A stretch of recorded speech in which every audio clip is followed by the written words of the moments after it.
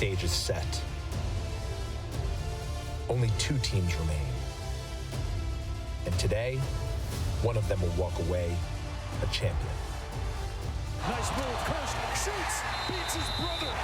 This is sick. A dominating effort from the Big Red.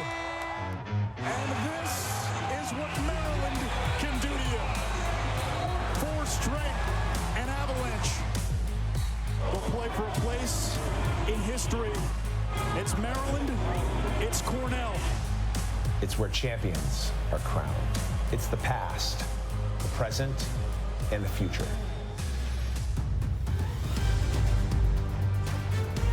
An invincible Goliath. A relentless David. Maryland can cement its legacy as one of the greatest teams ever. Cornell prepares its slingshot.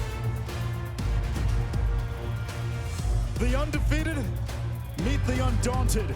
It's Maryland and Cornell for the national championship. On Saturday in the semifinals, Maryland took care of Princeton, a 5-goal win, a game delayed by rain and lightning. Cornell had a weather delay as well, and they dispatched of Rutgers with ease, 17-10. It's great to be here in East Hartford, Connecticut. Rentschler Field, Anish Shroff, Quint Kesnick, Paul Carcaterra down on the sideline. Sometimes things come full circle. 1971, the first NCAA championship game. Cornell against Maryland. More than a half-century later, we're back to our beginnings. They are foundational. I mean, bedrock-like programs in the history of this incredible sport. And what you'll watch today will either be a coronation for the University of Maryland as one of the greatest teams ever, or an upset of the ages. This Maryland juggernaut was born from the ambers of heartbreak. On Memorial Day last season, they came up seconds short.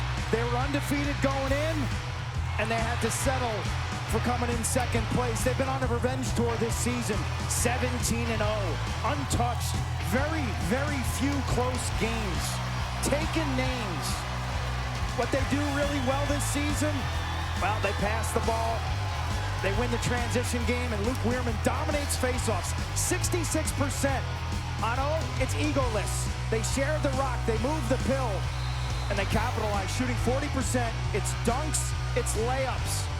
When everything breaks down, well, you got a strong defense, ranked number 4 in the country, and Logan McNaney. 19 stops in the semifinals, a career high. McNaney better than 70% in this NCAA tournament.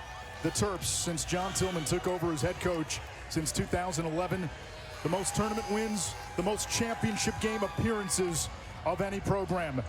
On the other side for Cornell, their head coach, 28-year-old Connor Busick, looking to become the second youngest head coach to win a national championship. He's the second youngest to get to a national championship.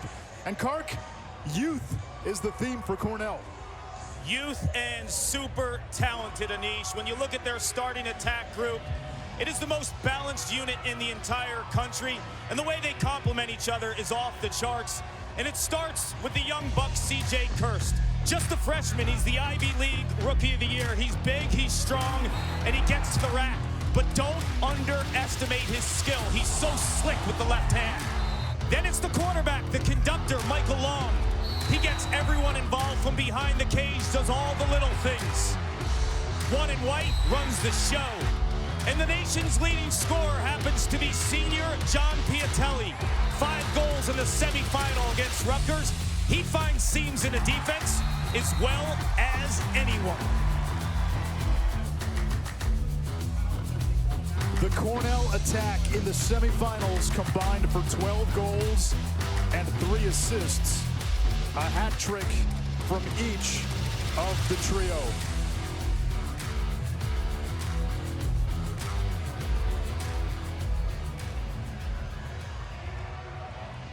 Rentschler Field in East Hartford, Connecticut, the site for championship weekend. It fits about 40,000 fans still filing in as we get you to public address announcer Connor Geary.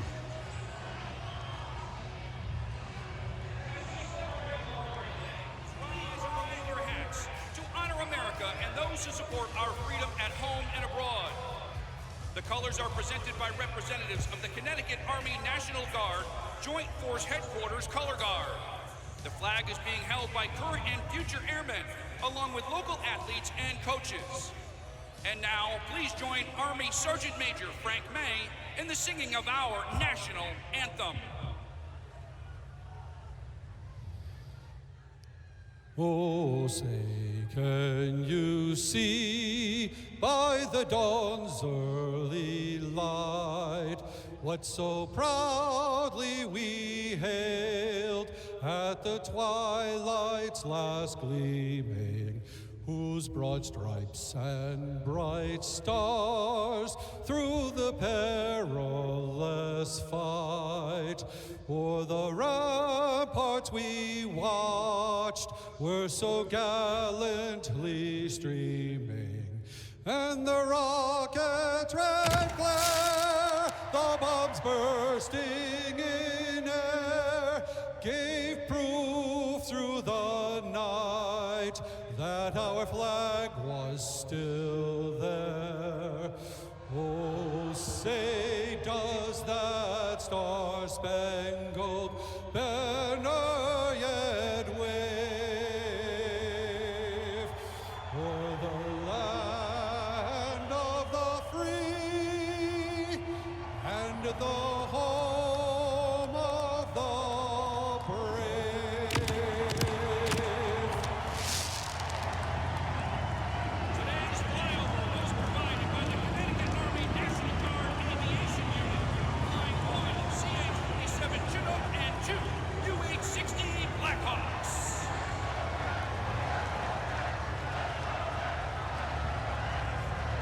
A sea of red. The red from the Big Red of Cornell and from the Maryland Terrapins. The Terps, though, will be in their home whites as the #1 seed. Their head coach, John Tillman. He's won almost 80% of his games since taking over as the head coach at Maryland, a Cornell alum who played for the legendary Richie Moran. Now, Moran, a longtime Cornell head coach who won 3 titles in the 70s, passed away in April.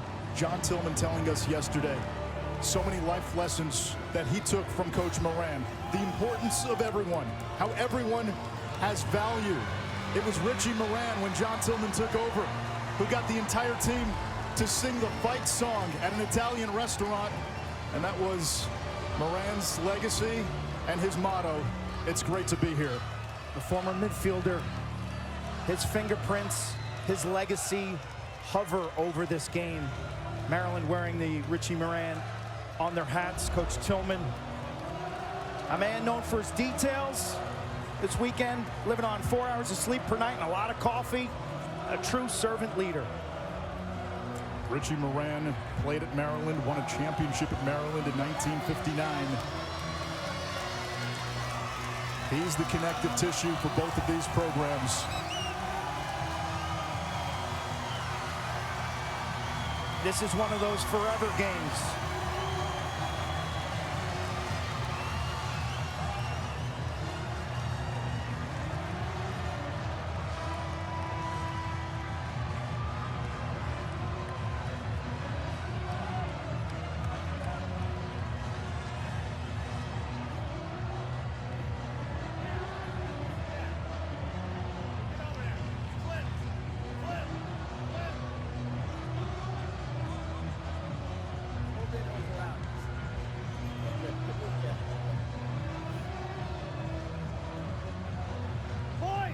Congratulations for being here. Enjoy the moment. Get after it. Have fun. Respect the game. Goalie, stay alone.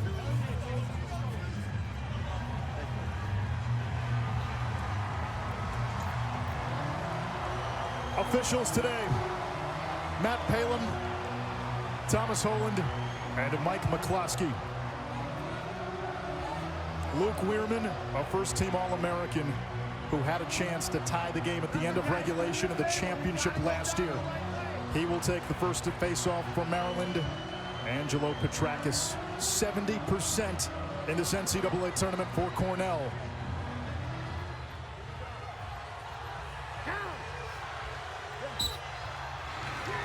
Weirman punches it ahead.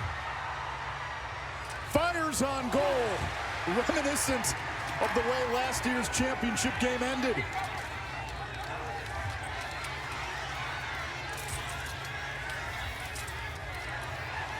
Temperatures at game time in the mid-80s, expected to go into the high 80s as Gavin Adler, 77 in red, a first-team All-American defenseman, vacuums that ground ball. Weirman's impact is large on this game. On paper, he could win maybe 75% of the draws. They'll get transition opportunities. And then you see Adler, an absolute vacuum cleaner on the defensive end, 77 in red. C.J. Kirst eliminated his big brother Colin in the semis. Colin, the goalie for Rutgers. Hugh Kelleher, a hat trick in the semis. Big Huey, number 27 in red. Cornell led by its attack.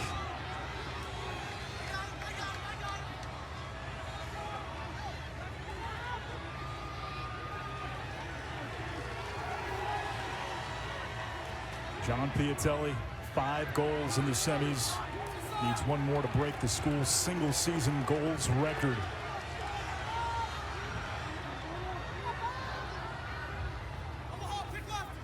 Michael Long, picked up by Ajax Zapatella. Long gets inside, shot bothered, shovel, not there. Shot clock down to 3, down to 2. And we get a shot clock violation on Cornell. The Maryland bench juiced. No Roman Puglisi defensively on that first possession for Maryland. He's a first-team All-American short-stick D-Midi. One of 12 All-Americans for Maryland. Injured his wrist in the semis, but Kark, we expect to see him today. Yeah, he has it heavily taped. I saw him in warm-ups, though. I think the struggle for Roman won't be so much defending Cornell's midfielders. He's a threat in transition with that heavily wrapped right wrist. I do not see him shooting. That's one of his pieces to his secret sauce. That shot high off Jonathan Donville's stick. The former Cornell captain. One of a handful of impact transfers for John Tillman's Terps. Cornell closest to the ball when it went out on a shot, so they get possession. Both teams settling in. Hot day. Saturday was wonky with the weather pushing both games back. You wonder, Q, about fatigue. Absolutely. Maryland wants pace and tempo in this game. They think they're the more athletic and deeper roster. Bob Benson telling us that yesterday when we met with him.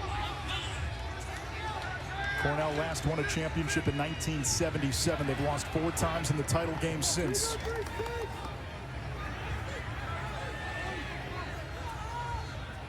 Second midfield now for Cornell.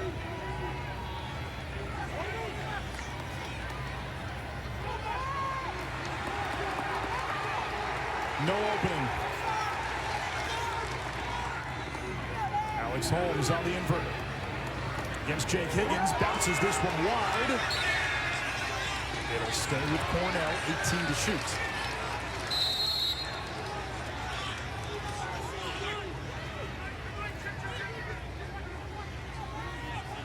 C.J. Kirst probing on that wing against Brett Makar, 43 in white, the Big Ten Defensive Player of the Year.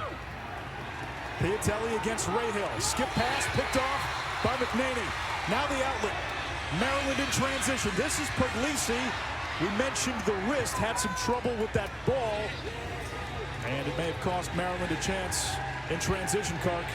Anish, that's big. Roman Puglisi is a righty. Because of the taped bottom right hand, he was playing defense on that last possession with his left hand, and he tried clearing the ball and handling the rock with his left hand. So he is completely going off script in terms of his normal comfort zone. X-rays on that wrist were negative. His ability to cross-check or punch offensive players at the point of attack seriously compromised. Keegan Kahn, the Villanova transfer, a hat trick in the semis. Backing down, Jack follows. Kahn plays it back up top. Now it's Owen Murphy. He's had a big postseason. Murphy's got a rocket of a shot. And the backup belongs to Jack Brennan, the junior.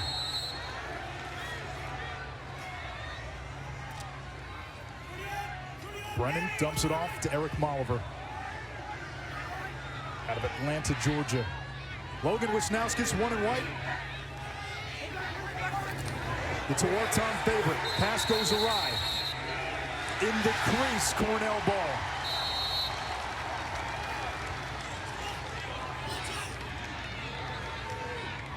Five minutes in, no score.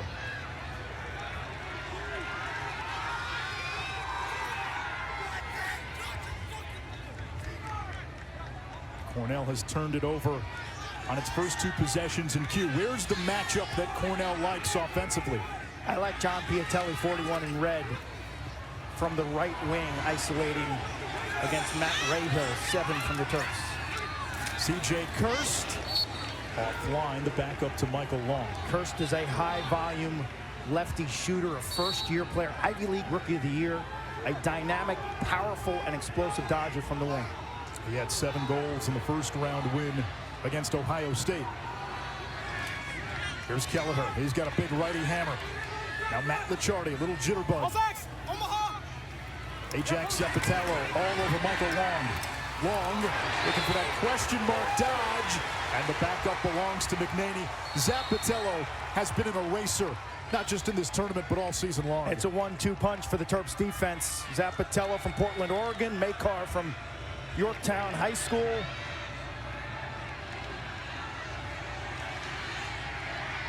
Anthony DeMeo looks to work out of an ambush, finding the Northwest Passage. It's a great start for Cornell.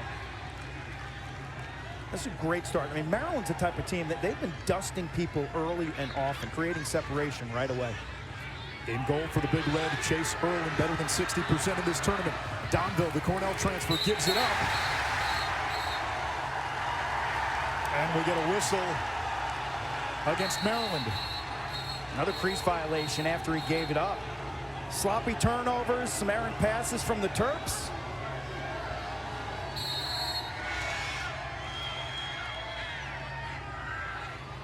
And John Tillman told us yesterday the historical narrative surrounding this team is one that he has tried to shield from his players. They don't talk about it. But recently they watched the Tom Brady series, Man in the Arena. They talked about that Giants-Patriots game.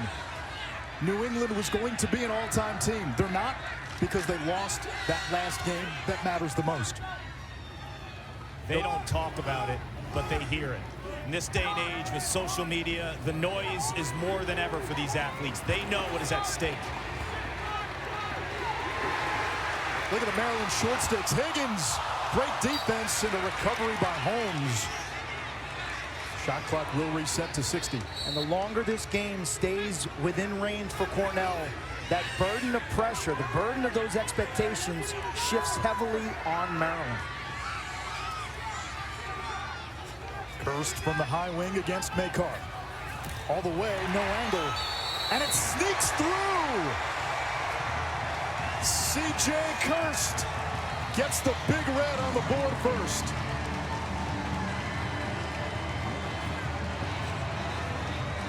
They think he's a lefty. You watch him on tape. Beginning middle stages of the season as his mom, Michelle, looks on. The phenom, the Ivy League Rookie of the Year, dare him to go right. He will make you pay. 15 in red, has been on fire.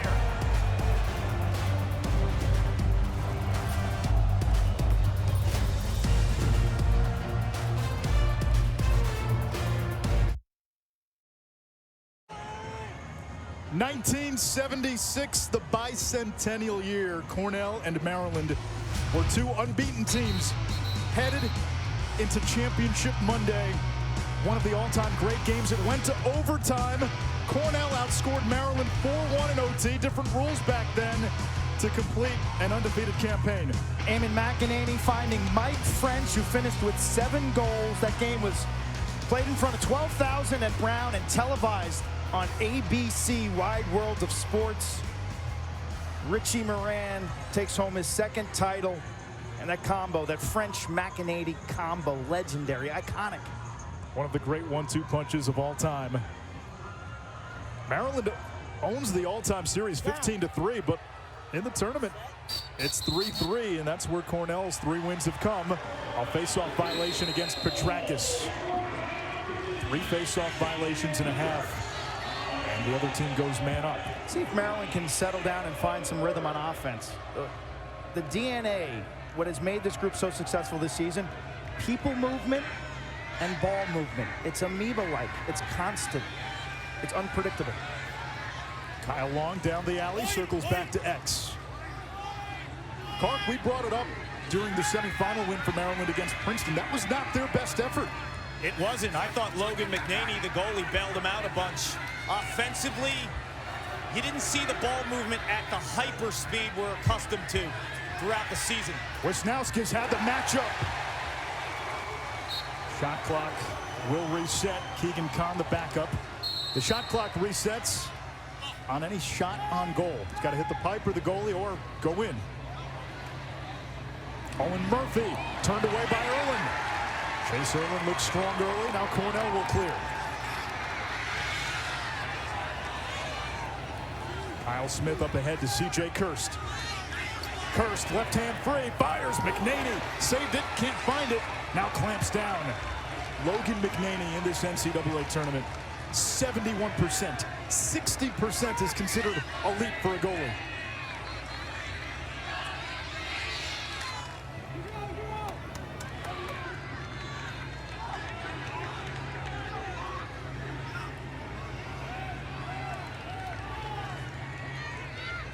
Nine minutes gone by. Maryland still without a goal.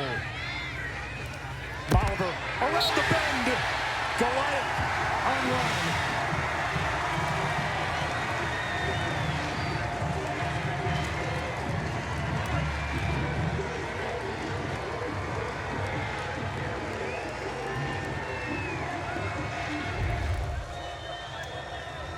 He needed this one after giving up a soft goal. And then he gets some help with the rebound control. Look at the move by Jack Brennan in terms of the patience to see a drifting Eric Malaver. That's what the Terps do so well. They'll lull you to sleep at X, and then they drift an attackman to ball side. And the low angle shooting ability of Malaver and Quentin Anish. This is an offense, Anish, you mentioned, so unpredictable. You don't know who your star is going to be, and it doesn't matter. The wealth is spread out. 10+ goal scorers in 10 games this season. That and the ability to go on monstrous goal scoring runs. They've had a 5-goal run in 13 of 17 games. It's not just a jab or a cross. They hit you with a series of haymakers. And that's why that last face-off win by Cornell was so huge. Todd Busick told us ground balls in the middle of the field really set the tone for everything else in this game. Good look here. McNaney eats it up. Now Maryland in transition. They want to run. Higgins against Kelleher. Driven out of bounds. The defense by Kelleher. Oh, he was a standout high school linebacker, like his head coach. Too big, too strong, too fast. He takes the angle and runs him out of bounds. He's a beast. You look at his stature. We saw him in the hotel yesterday. He gets a head of steam like here. Good luck pushing this guy out. From the wing, McNaney the save. 3 saves now for Logan McNaney, the junior from Corning, New York, the Glass Town. McNaney all the way to midfield. He scored a goal against Ohio State last year. And Maryland keeps that in bounds. No, they did not. Turnover. Uncharacteristically sloppy for the Terps. Short turnaround. Now the ride. Cornell has to get it across the midfield line before that shot clock hits 60. Matt Licciardi touches up. Cornell's season, a little bit up and down, 14-4, playing their best ball game. I thought they played their game of the year on Saturday, and it's all grounded in a super strong sense of identity that comes from their culture that Coach Moran established 50 years ago. They started 10-1, lost 3 of 4 entering the NCAA tournament. Saved McNaney on a shot from Coyle. Terrific body stop, the way McNaney moves his feet and takes that one off the right shoulder. The challenge for teams playing Maryland. You can do so many things right. Then you run into a hot goalie. That's almost a cheat code. Cornell's getting better looks right now in this game than Maryland is. Remember what Cornell did to Rutgers in the semis. 37 shots, 30 on goal. Maryland puts this one on cage and scores. Anthony DeMeo, the lone holdover from that 2017 Terrapin title team.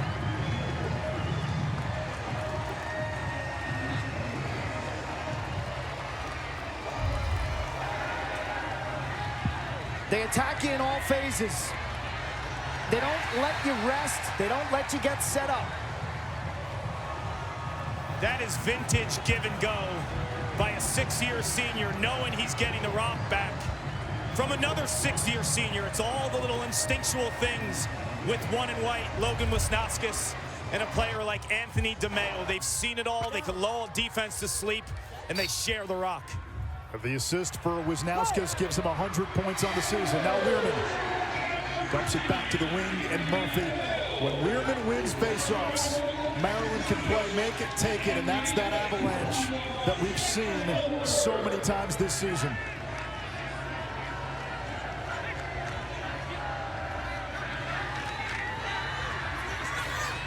Learman still out there. Now he'll run off. He's got a capable handle, but on a hot day like today, I prefer to see Luke jogging off to the sidelines.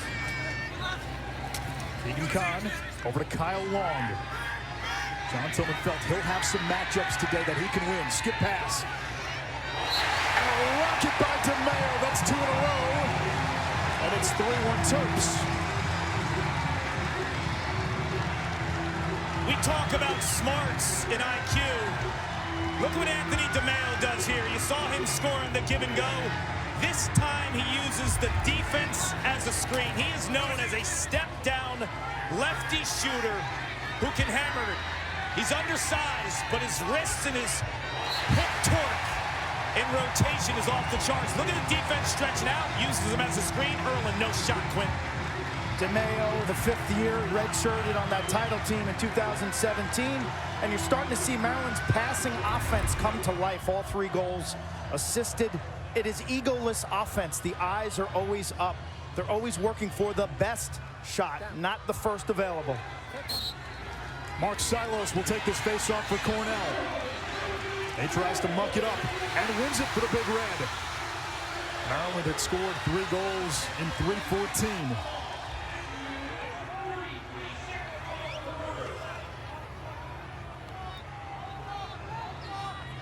Hurst was looking for Michael Long. Zappitello said, don't think about it. Logan McNaney, 19 saves, a career high in the semis. He was sensational in the semis last year as well against Duke. 17 out of 21. Bubba Fairman knocks that one away from Kelleher. Fairman played his best game of the season on Saturday. 4 caused turnovers and a goal. Lichardi's shot turned away. There's McNaney. He's been giving up rebounds, which is something to watch. Cornell practices a lot. Yeah, on scooping up those rebounds. Flag down. Well, this game is physical. Maryland's coming off an extremely physical contest in the semis against Princeton. But Kelleher tries to take Fairman's head off here, and he'll have some time in the penalty box. Red 27, 1 minute cross check.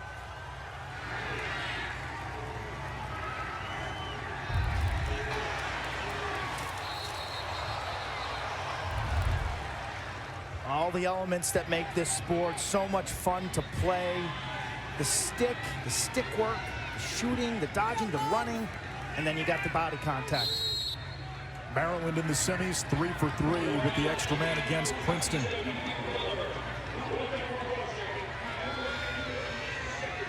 .47% on the season.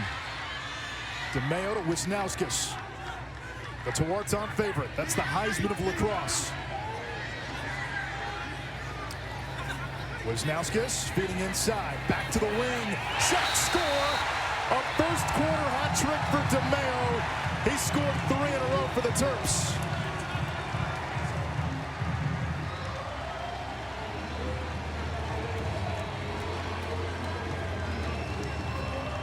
Logan McNaney, the junior, so patient, the late move, nice rebound control.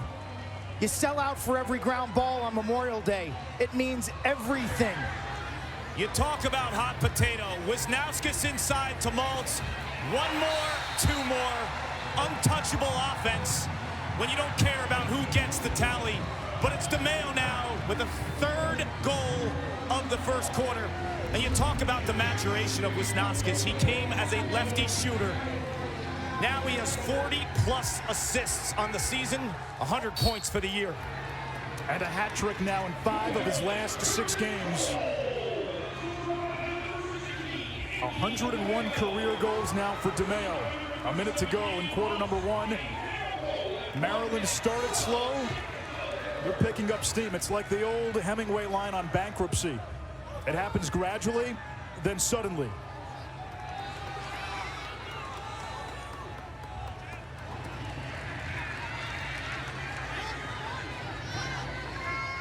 And for Cornell now, can they stunt and stem this 4-goal blitz by the Terps? If you're a young player at home, focus on Maryland's passing. Everything's right up on the money and thrown in the crisp fashion. All 4 goals assisted. They assist on more than 11 goals per game. Tops in the country by a wide margin.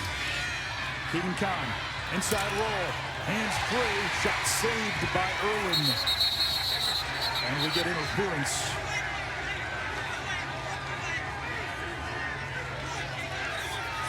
Six seconds to go in the quarter.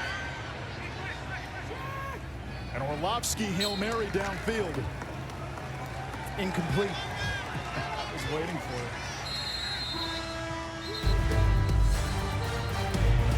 Quarter number 1 in the books. Slow and steady, right? The Turtle got off to a bit of a sluggish start, then they picked it up. Tony time. Anthony DeMeo, a first quarter hat trick, 4-1 Terps.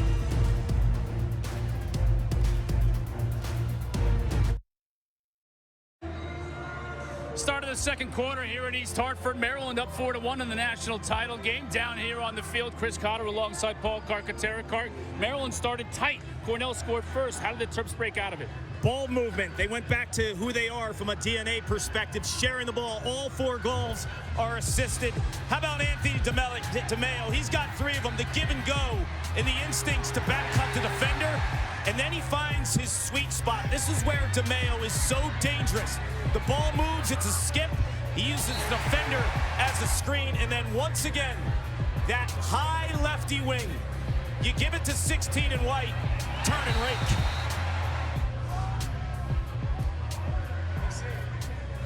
A first quarter hat trick for the 6th-year senior DeMeo out of San Diego, California. Gentlemen, down. Petrakis and Weirman at the X. Weirman's won 4 out of 6. Petrakis, that's this one for Cornell. Angelo's ramped his game up late in the season. A little jumpy early in the year. Tended to violate, and man, he has settled down. Young man was an outstanding high school wrestler from Massapequa, Long Island. Kark, you wonder how the year off hurt a guy like Petrakis. He looked like one of the best young face-off men in the country in 2020. He did, and he had to deal with rule changes and then time off. But you look at his progression throughout the season. I mean, he's been on a tear. In terms of what he's done in the playoffs, he's completely found his groove compared to the regular season. Here comes Billy Coyle. This Cornell attack has been shackled for the most part. Kelleher shot an easy save for McNaney. That's 7 now. Cornell 1 of 12. You nailed it, Anish. Easy save. Maryland's doing a nice job of keeping Cornell on the perimeter or severe angle shots where the goal is not the full 6x6. McNaney's doing the rest. DeMeo, he's got 3 already. That one turned away by Erlin. Shot clock reset. Molliver had the other Maryland goal. He's got a matchup on Dom Doria, number 19. Doria normally guards the off-ball guy. Maryland really doesn't have one of those, so Doria will have to defend today.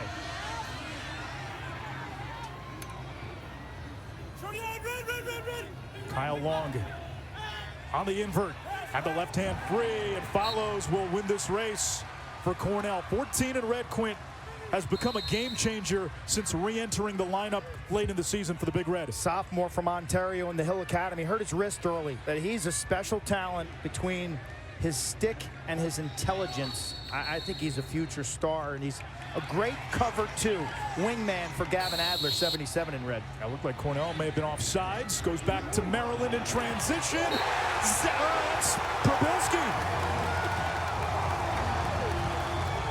The Terps came into this game averaging almost 2 goals a contest from non-offensive players. And Owen Probilski, the Villanova transfer, makes it 5-1. You turn that ball over in the middle of the field. Maryland's the best restart team that I have ever seen. They transition quickly with an offensive-minded rope unit. Probilski flies down the middle and converts. Here's the issue. Depth.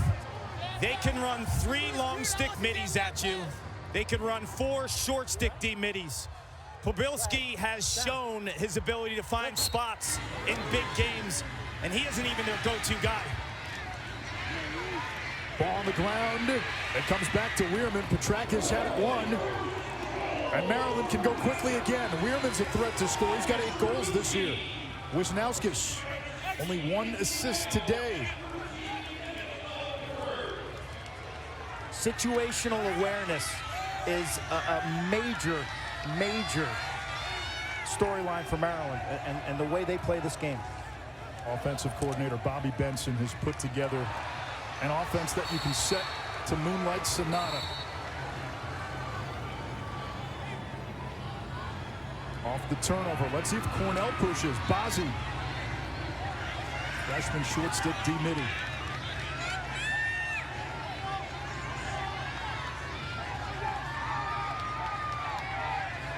Pachardi. Matched up on Puglisi, gives it up. Now Billy Coyle, he's quick, beats his man, picked up by Makar. Piatelli, 41 in red's got to be a factor. Here comes Kirst against Makar! And C.J. Kirst wins the matchup, and Cornell puts an end to a 5-0 Maryland run.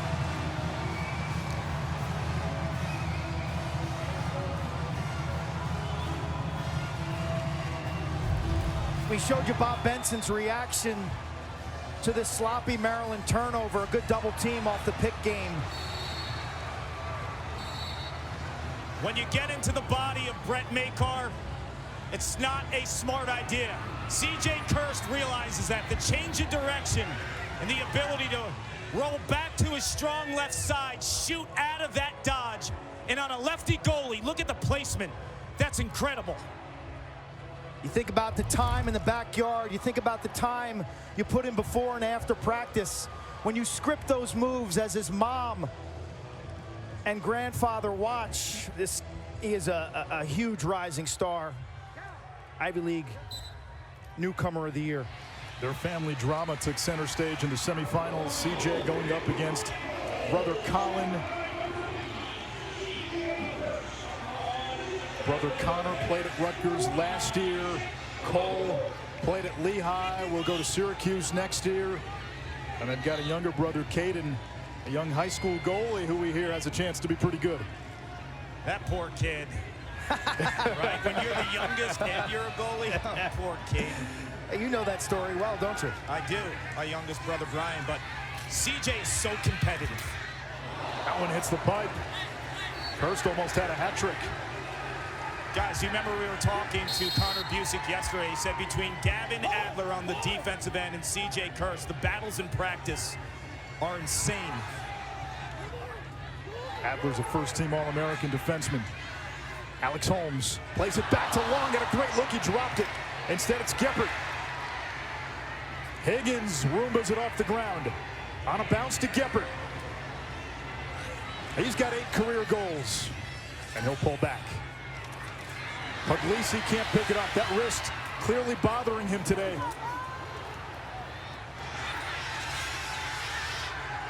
And that's going to be a shot clock violation.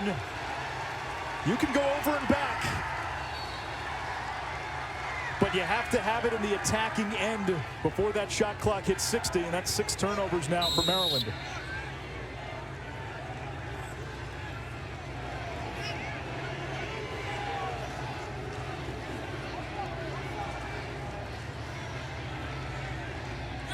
I'm going to be honest with you, Roman Puglisi's the best short stick D-midi in the country. Because of that wrist injury, I would attack him and test his strength. McNaney is save on the shot by Kirst. Now the Mangonel pass. And Fairman holds up. They need a possession here. And maybe even a timeout, because their defense is a little gassed. Their defensive midfielders, Geppert in particular with Puglisi, it was up and down, up and down.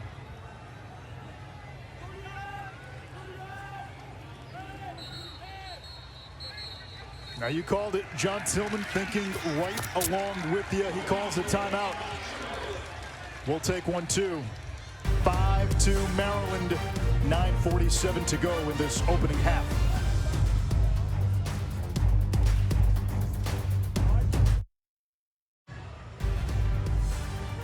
Michelle Kirst with the red striped shirt and the sunglasses, the mother of the 5 Kirst brothers, and their family's story has taken center stage in this NCAA tournament. Dad Kyle passed away in 2015 when the boys were all high school age or younger. Mom Michelle, we've seen her travel and try to find the right flights to make sure she can get from site to site when 2 of her sons were playing in this NCAA tournament. But that family has had a lot to celebrate this weekend, even though Rutgers lost yesterday and Colin Kirst had his college career come to an end.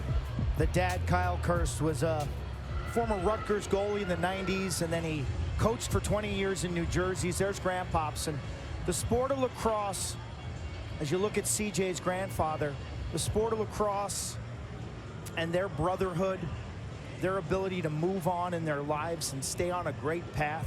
I mean, the brother Colin's got a degree from Lehigh. He's got a graduate degree from Rutgers. CJ's putting himself in position. Credit to the mom and the rest.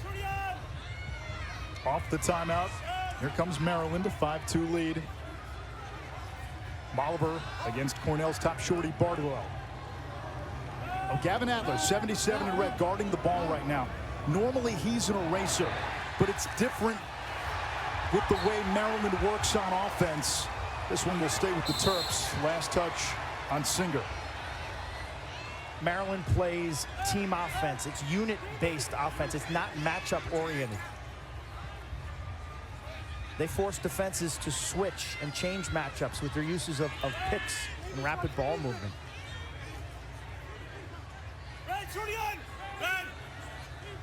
Oliver against the shorty one more time. Looking to feed Kahn on the other side. Instead, it comes to Dom Doria. Yeah, nice job by Erlin to get a stick up in that passing lane. It's a big stop for Cornell off the timeout.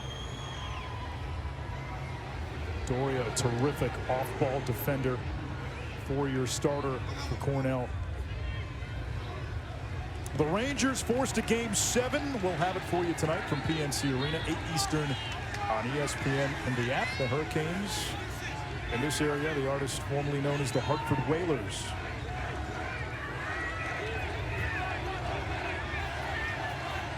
Pick up a Whalers cap at the airport. Let's go Rangers. Heck no. Little brass bonanza. John Piatelli has yet to shoot for Cornell. 65 goals. Tied for the single season school record. Now Kelleher. Offhand, too high. He's figuring it out. You watch 27 in red. He is going to be a handful the next few years. Slow start of the season. Then you had the Aiden Blake injury. He had to assume a bigger leadership role. But when you watch him physically, he's an outlier. Work in progress. And under Connor Busick, who was a similarly built midfielder, Kelleher couldn't be in a better spot. Connor Busick telling us he saw Kelleher in high school and he would say, hey, Huey, go play defense. He'd go cause a turnover. Come to the sideline, throw up. Hey, Huey, go score a goal as we get a shot clock violation. They'd run out of the box, score a goal, and they said, we loved his motor. And Busick said, I couldn't take my eyes off of him. It's crazy. Quint, you mentioned him as a linebacker. As a running back, he averaged over 12 yards a pop in high school. And there were a lot of yards after contact. You can guarantee that. Kids.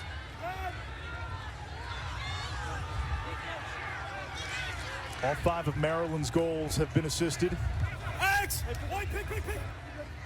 Owen Murphy, the Hopkins transfer, lost it. Doria picks it up. For Maryland standards, this has been turnover city. It has. 8 turnovers now. Short rest, fatigue. You had the lightning delay on Saturday. You've got the weight of the world on this team. Puglisi back in there for Maryland, 8 in white. Playing with that injured wrist. And Kark, you said your Cornell attack him. They're going after him here. They should. He has no strength in terms of pushing the offensive opposition out. I also think in transition, handling the ball. Look, Roman Puglisi is as tough as they come. You could argue the toughest player in the program along with Brett Makar. He's playing because this is his last game of his career. If this was a regular season game, there's no shot he'd be playing in this game. Long. Donville looking to score against his former team. It's Cornell ball.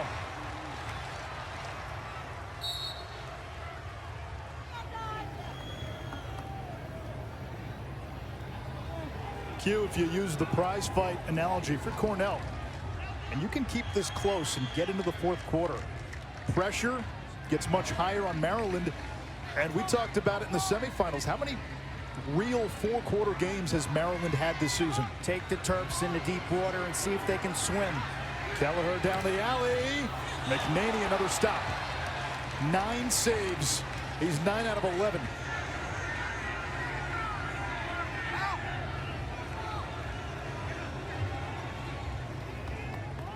Alex Smith, 39 in white, coming off a torn ACL. His dad, DeMaurice Smith, head of the NFLPA.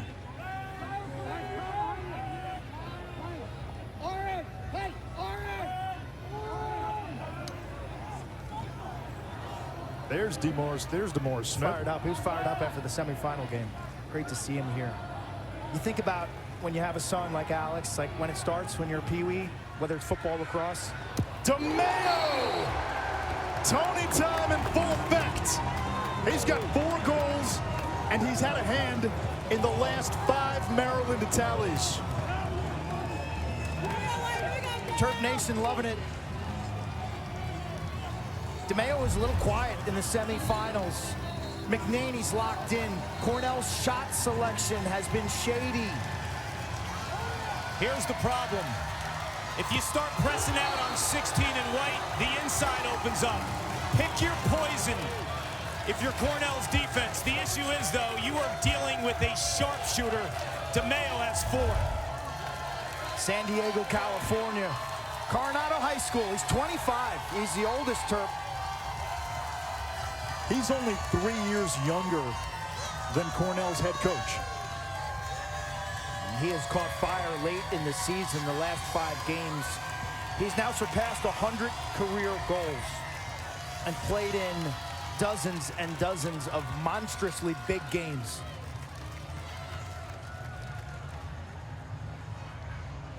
NCAA Women's College World Series coverage starts Thursday. The action begins at noon Eastern on ESPN. Visit NCAA.com, your home for all 90 NCAA championships. Congratulations to the North Carolina women. What a scene at Homewood Field yesterday for the Women's Championship, BC-UNC. The Tar Heels completing an undefeated season. Maryland looking to do it today on the men's side. Congratulate a sellout crowd at Homewood Field in Baltimore for a scene that I've never seen before in women's lacrosse. Congratulations to all the athletes, both programs, for elevating the women's game to where it should be. First time they were ever televised right here on ESPN, and man, that game lived up to all of the hype.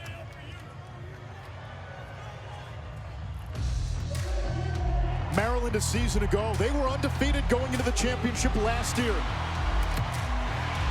Did not have an answer for Connor Schellenberger and Matt Moore. Virginia built up a sizable fourth quarter lead. Maryland rallied to get it to within one. This was the final play. Luke Weirman won the faceoff. His shot hit Alex Rode in the chest, and Weirman telling us the other day that stayed with him for a long time. The ending to that game has been the prologue to this all-time season. John Tillman back in the championship. His 7th title appearance. The only black mark on his resume, Memorial Day. 1-5 in championship games, the win in 2017 against Ohio State.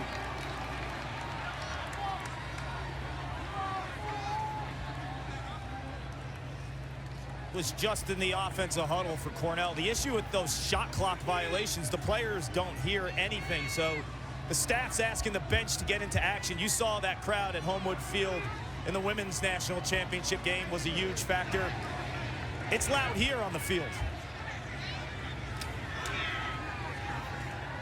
Surprised Cornell hasn't gone to more picking, more two-man games to try to win or change some matchups.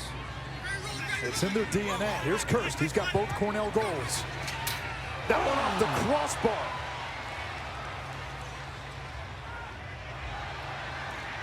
Big ground ball.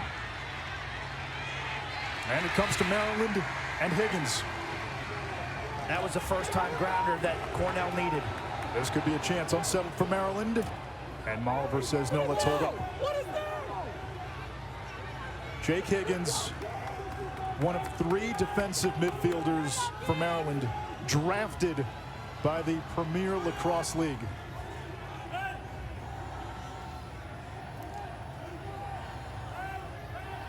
Six draft picks in all on this Terrapin team.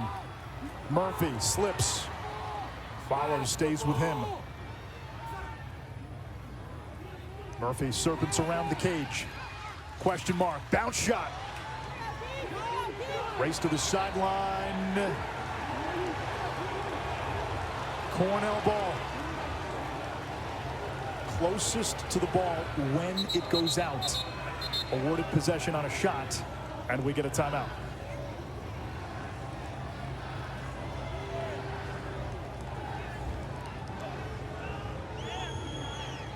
.305 to go in this opening half. You've got a Maryland team looking to become the first undefeated champion since Virginia in 2006. Q, a big part of this team's offensive DNA is their ability to spin the ball, pass with precision. Every goal has been assisted. There's no I in team. It's egoless offense. Move it on to your teammate. Throw a frozen rope on the mark, the give and go. DeMayo has had the hot hand in terms of shooting, but you see that crisp and snappy passing, ball movement that creates openings and puts defenses in difficult situations. They have to start rotating, and they can't keep up when the Terps start slinging it. Well, they're sharing the rock on the Maryland offense. The inability for Cornell to get the nation's leading scorer, John Piatelli, involved. He had 5 against Rutgers on Saturday. He's been limited, and credit Rahill, 7 and White, for doing a tremendous job off the ball. But I was just in the huddle. Connor Busick, the head coach who runs this offense, it's all about spacing. The better spacing, the more seams Piatelli will find in the opposition's defense. He's an off-ball wizard. And when the spacing isn't correct, his touches are limited, Quint. Our next 30 for 30 film is titled The Greatest Mixtape Ever. Tuesday, 8 Eastern on ESPN. It's the story about VHS tapes. Remember them? A DJ and streetball players transformed the culture of basketball in the 1990s. Q still watches movies on VHS. I've been watching a lot of the 30 for 30s on my phone lately. Oh, you've upgraded via air. On the iPhone 3? No, but then I pop. Come on, guys! I pop it on AirPlay at home. It's the app's the greatest thing ever. That's going to be great for especially lacrosse if you're a fans. lacrosse fan. I mean, if you're a lacrosse fan, like the app is. It's hard for me to believe. Been doing this for so long. Like how many games now are available for fans? You get college lacrosse, you get the NLL, and starting this summer, starting next week, the PLL.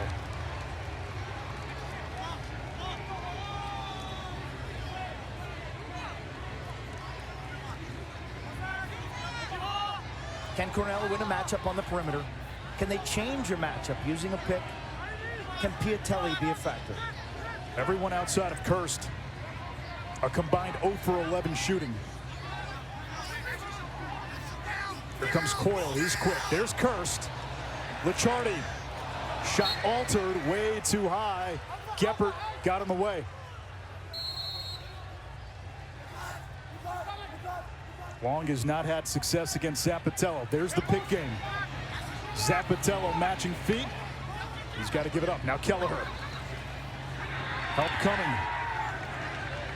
Shot clock under 20. Kirst, a lefty. Wheeled to the right. And that one skips wide from Coyle.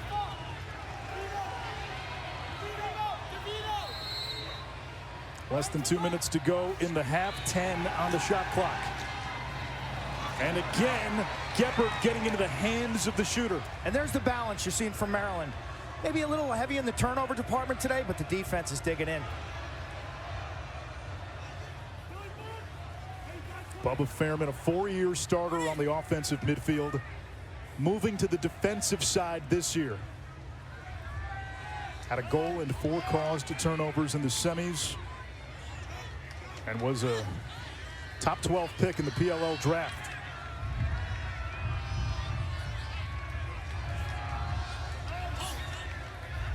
Kyle Long accelerates down the alley.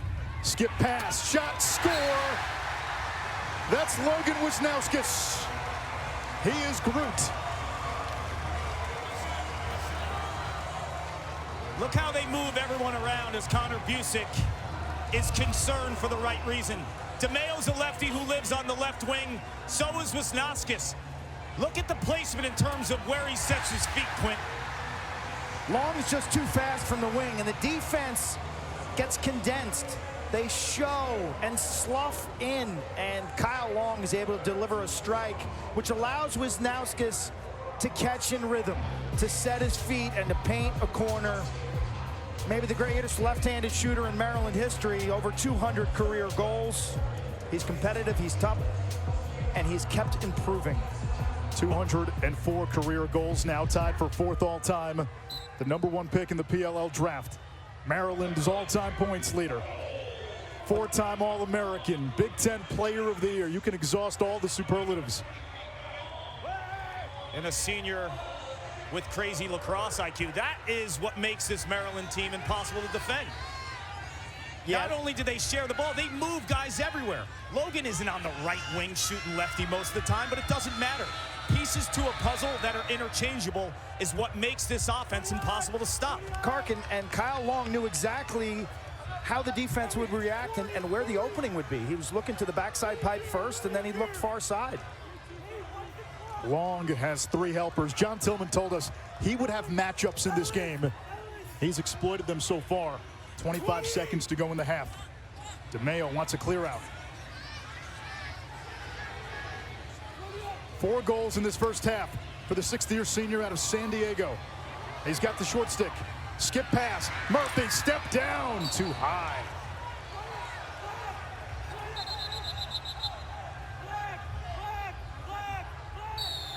Ten seconds. Save Erlin. A trebuchet downfield. McNaney is there. Half #1 comes to an end. Cornell fired the opening salvo. 5 unanswered then from Maryland. Kirst another goal. 2 more by the Terps as we go down to Paul. Coach Anthony DeMayo with the 4 goals from the high wing, and then Logan on that last goal. Why are you seeing those high wing opportunities? Well, we're dodging the wing. They're pushing out a little bit at X, so we told the guys you might have some opportunities inside or through if they're going to put that guy behind. So when you get a guy behind there, you're going to give up something. Okay. If you keep him in front, you can get a little extra help to the Dodger. Defensively, Logan McNaney does have 9 saves. What concerns you about their offense? We're just, right now, we're not all on the same page all the time. Kids are playing hard. I love our game plan. They have really good players. Just at times, we weren't exactly in sync, and I think Logan's bailed us out. I'm confident our guys will come back out, do a better job in the second half. Just can't ask Logan to make that many saves all the time. They're just too good a team. Thank you, Coach. Thank you. At the half, 7-2, Maryland on top of Cornell. Coming up at the half, a couple of Pauls will join me. Paul Rabel, Paul Carcaterra will break down the first half. Look forward to the second half. Oh, we might talk a little PLL beginning their season in a week as well. That's all coming up at the half. Again, halftime score. Maryland up 7-2 over Cornell.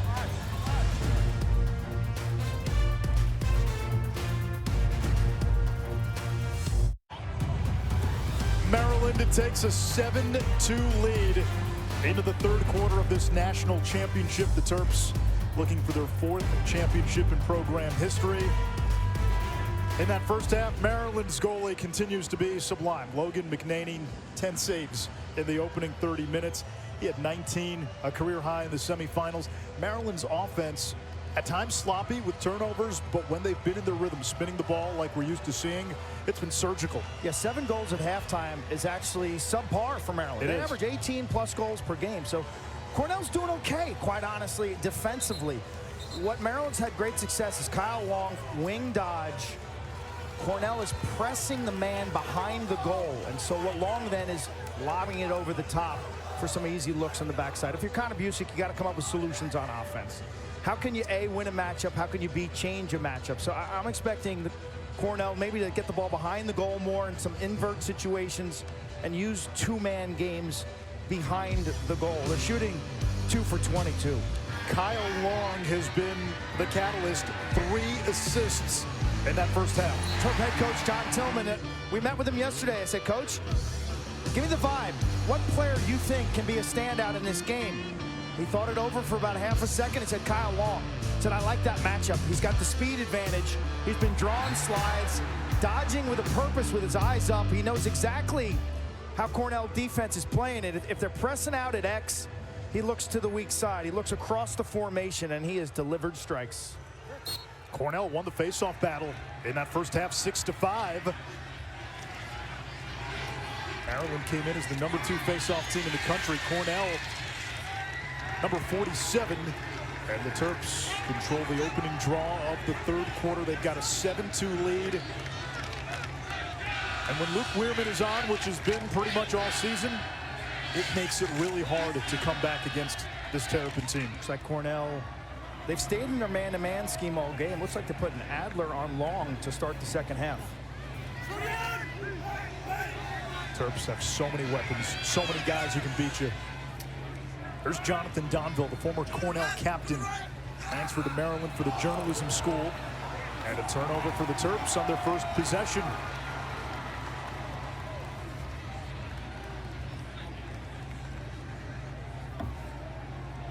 Cornell in that first half, 2 for 22 shooting. And this attack, which produced 12 goals and 15 points in the semis, 2 C.J. Kirst goals, that's really been it. Michael Long has not been able to win a matchup against Ajax Sapatello, and John Piatelli has hardly touched the ball.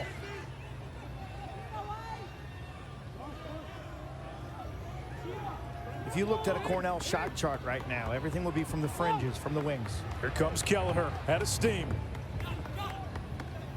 Good look here, but McNaney is there. That was Piatelli. Again, it's not in the paint. It's not in the dirt in the middle of the field where the grass is worn down. 11 saves for McNaney, and if Maryland wins, he's got a great chance of being most outstanding player of championship weekend. Looking at the great tradition of goalies at Maryland, just under John Tillman, Nico Amato, Kyle Bernlord. Dan Morris has got the ring.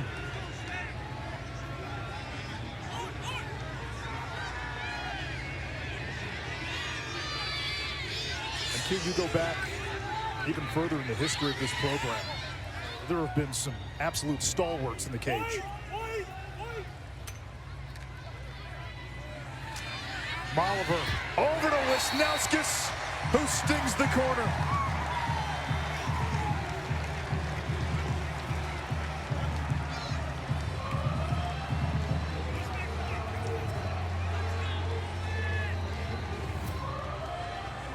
Terps execute just such a gorgeous set pattern here.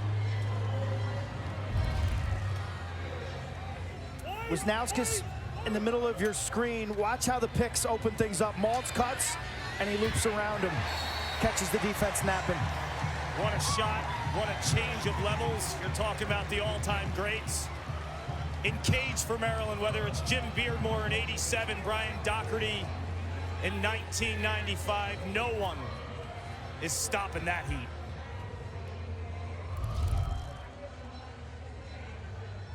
All 8 goals for Maryland assisted.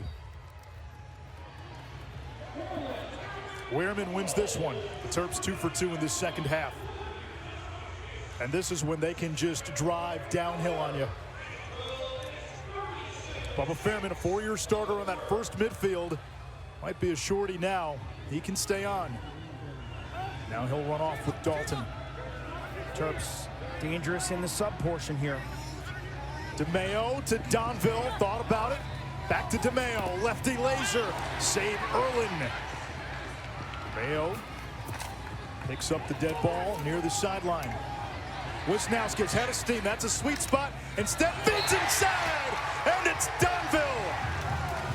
The former Cornell captain who told John Tillman his head was spinning when he found out the Terps would play his old team for a national championship. What hands, what finishing ability. The #1 pick in the professional indoor league, Jonathan Donville. What's new? The Terps are sharing the ball. All 9 goals, all assisted. Everyone eats, including Donville. Cornell sent the extra defender to DeMeo to try to dislodge the ball. They didn't get there. You pay the price. Maryland had numbers. 2 goals in a span of 42 seconds. Clark told you Donville, the top pick in the NLL draft, a second-round pick in the PLL draft. High school hockey player. Here's Wehrman. Nobody picks him up. Shoots high. Kahn's got the backup. And now if you're Cornell, and this is the pivot point of the ball game. It may have pivoted already. It may have. Depth of scoring for Maryland. The ability to go on runs. 5-goal run in 13 of 17 games. They tied together like a 2-goal run right off a Wehrman faceoff win. 12 times this year. That one hit the official. Adler scoops it up.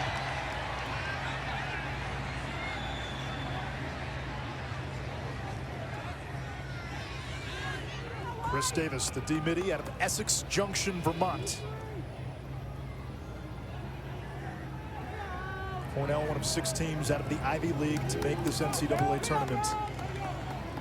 2 got the championship weekend. Princeton along with the Big Red. The Ivy did not have a season last year. Pretty much everybody else played, not the Ivy. 2020 was cut short when the league was the best league in college lacrosse. And when you factor in, Clark, the exodus, not just of talent, but generational talent. Guys transferring so they could play somewhere else. It's remarkable what this league has been able to do. It tells you about the chemistry, the buy-in from every player, every parent, but also the player development from these coaches, including Connor Busick. You look at the league has tremendous coaches that know how to develop, that know how to game plan, and what they've done with that year off. To have 6 teams in the NCAA tournament is just mind-boggling. They came back with a focus and a fury. They dominated non-conference play. I agree with you, Paul, and the coaches, but the student athletes. And our time around these teams late in the season, I've been blown away by the quality of the young men that we've met from Princeton, from Yale, from Cornell. Guys writing thesis papers on topics that we can't even spell.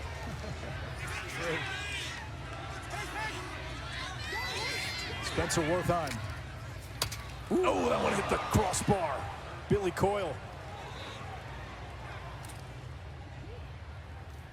Kirst gets it back for Cornell. Fresh shot clock. We'll reset it to 80. And they may change this to 60. It only resets to 80 if it was established that Maryland had possession.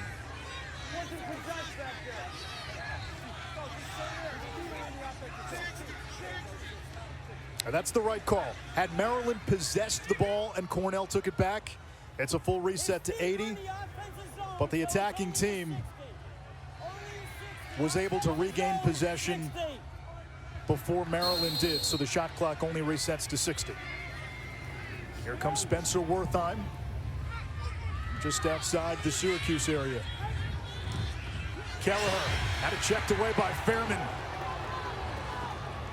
And Bubba Fairman quicker to the ground ball. Fairman's putting on a show this weekend. He is going out with class and style, and his bench loves it. Energy, juice plays by Bubba Fairman. When he was picked by the Cannons, the 11th pick, and they traded up to get him, I'm going to be honest, I questioned it. After watching this weekend, I look stupid. It's not the first time. Won't be the last either. Here comes Donville.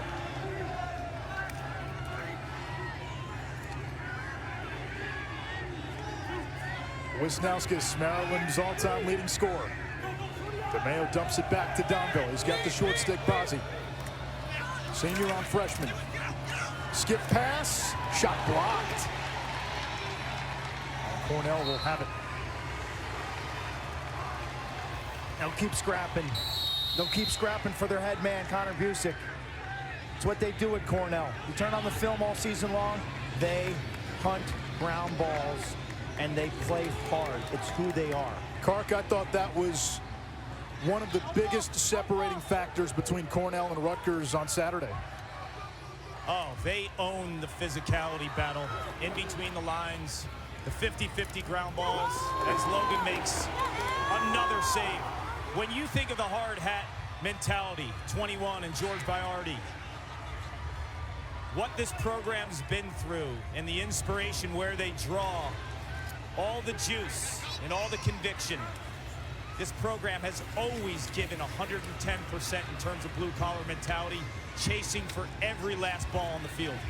You mentioned George Boyardi. You see his number 21 everywhere around the program. Here comes Brennan, saved by Erlin. They remember Boyardi Q as the ultimate teammate. He was a real-life person. I remember watching him play. So much of the culture of Cornell stems from Richie Moran. The legend of George Boyardi. I'm not sure there's been a culture, Kark, that has really stayed the same and as tight and as knitted together as Cornell has for the last 50 years. It's incredible. When you think about what Cornell has, that fraternity feel. Look, you went to Johns Hopkins, I went to Syracuse. We're proud alums. But I will say, from the outside looking in, no program, tradition-wise, breaks the barrier of generational gaps. Guys in the 60s and 70s know players in the 90s and the 2000s. That's unheard of.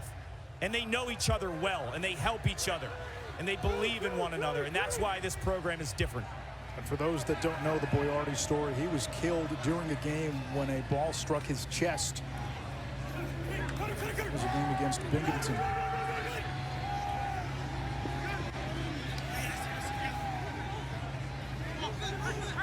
DeMayo invites Bartolano, runs by him. Missed the cage. 6 minutes to go in the third.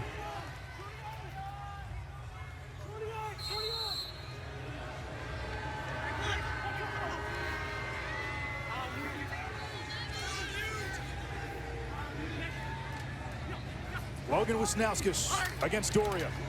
Plays it back to X. It's off the cross of Keegan Kahn. Shot clock down to 10. Donville. Kyle Long got a good look. Momentum taking him in the other direction. It will stay with Maryland at the shot clock at 4.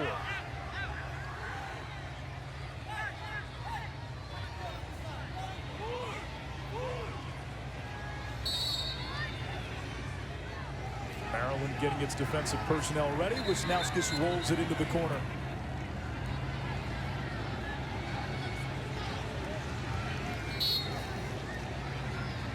Cornell has gone 21 minutes since its last goal. C.J. Kirst has the 2 tallies for the Big Red. He's 2 of 7 shooting. The rest of the team 0 for 22. Turnover in the middle of the field. Unsettled for Maryland. Ball hits the ground. Moliver can't pick it up. The double well timed. And the Big Red get it back.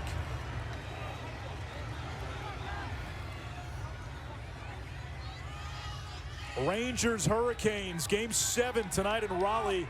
8 Eastern on ESPN and the app. Eastern Conference semifinals.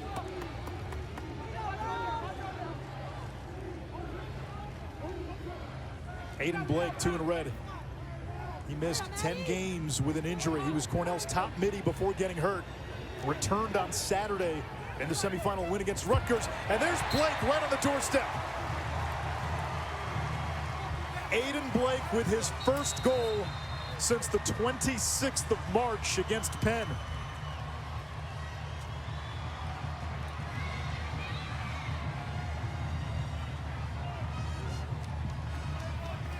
Terps had some transition. And Cornell not ready to wave the red flag. 2-man game on the wing. Defense has to rotate ball side. Too easy for Blake. Piatelli picks up his first point. Big Red down by 6.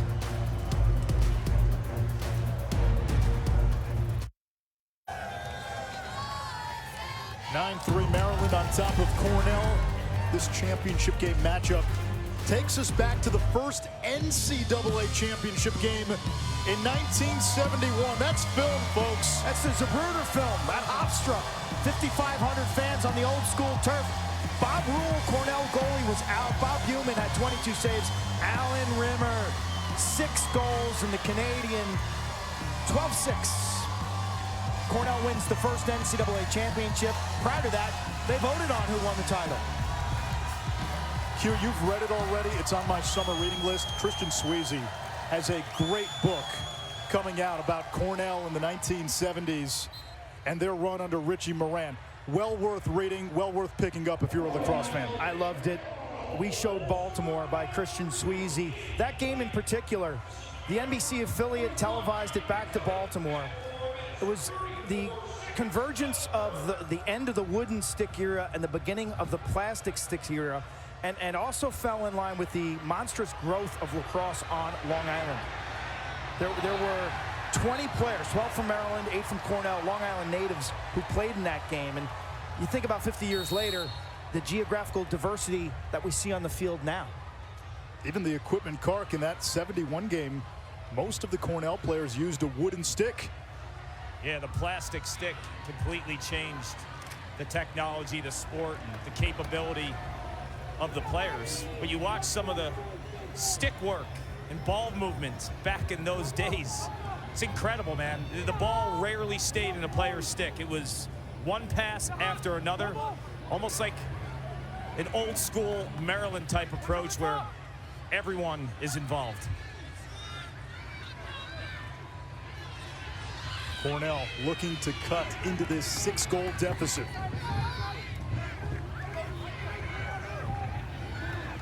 This vaunted Big Red attack, 3 for 30 shooting today. They were 17 of 37, or 12 for 37 on Saturday.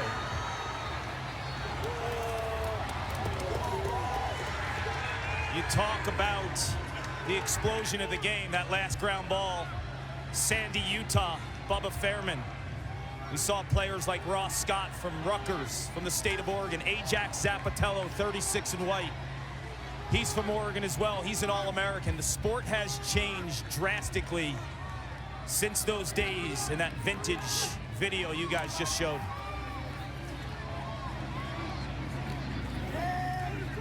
Kyle Long, he'll fire. Erwin turns it away. Ouch!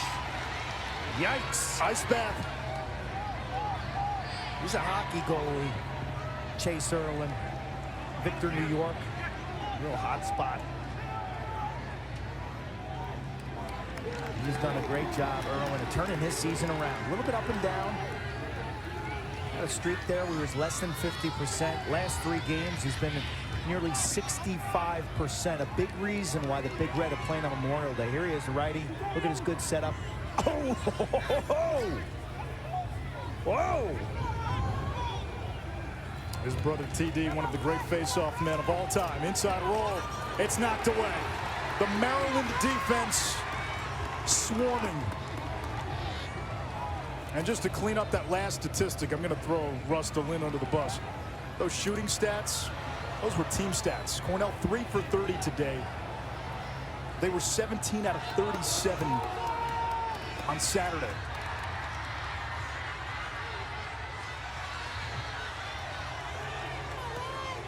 Geppert, fire save Erlin. He's keeping Cornell in this game. DeMeo rides it back. And we get a whistle. A timeout by John Tillman. 1:12 to go in this third quarter. DeMeo gets up slowly. 4 goals and an assist today. Our next 30 for 30 film, the greatest mixtape ever. Tuesday, 8 Eastern on ESPN. The story of how VHS tapes, a DJ, and street ball players transformed the culture of basketball in the 1990s.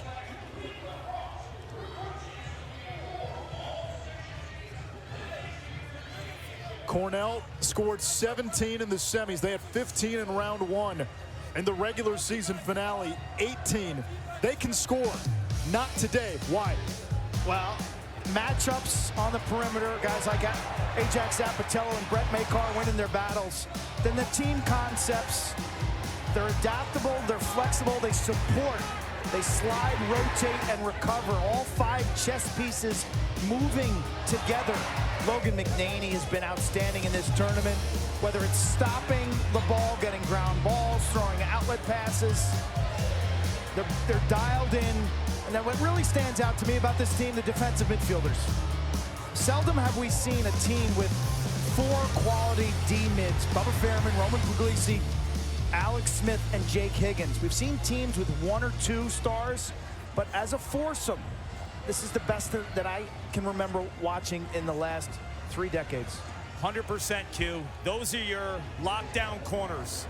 Teams attack those short stick D-middies like corners on an island in one-on-one coverage. When you have top-level players like that and you have depth at that position, it's house money for John Tillman. I was just in the defensive huddle for Maryland, and I heard Brett Makar scream to his offense, help us out, help us out. He knows these guys are playing a lot of defense, and their technical approach and the way they play their angles is near flawless when you think of Makar and Zapatello. But Cornell is possessing the ball. He wants his offense to kill some clock so they can catch a breath. Makar, 43 in white, the emotional heartbeat of this Maryland team, along with Roman Puglisi. And this defense doesn't get talked about enough.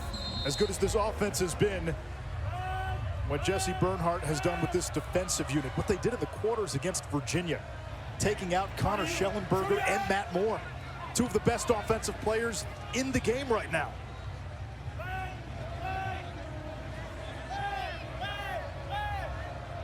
Final minute, quarter number 3.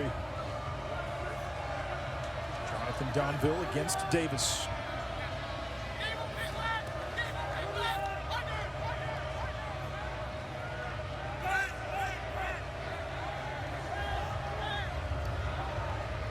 About a 14-second differential between game clock and shot clock. Donville inverting. Doesn't get top side. Instead plays it back up top. There's Donville again. Still probing. Good look. Long. One more from the wing. And that shot was partially blocked off the cross of DeMeo. Great. Shot clock at 5. Great passing. Great passing. Here comes Kahn. Shot clock at 2. He'll dump it away. Talk about the passing field level. Sitting next to Chris Cotter and we're shaking our heads. Our heads are dizzy. The ball, it's not even a cradle half the time with these guys. They don't even catch cradle and look. The instincts are nuts. Final seconds, quarter number 3. Well-timed hit by Zapatello. And time expires. It looked like Cornell might get a look. Might take some momentum into the final quarter.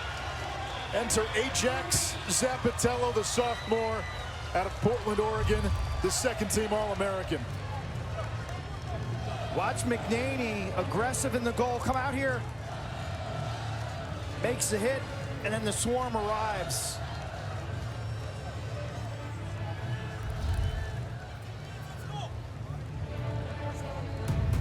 The Maryland Terrapins 15 minutes away from an undefeated season and a national championship, and a chance to go down as one of the greatest teams in the history of Division I lacrosse.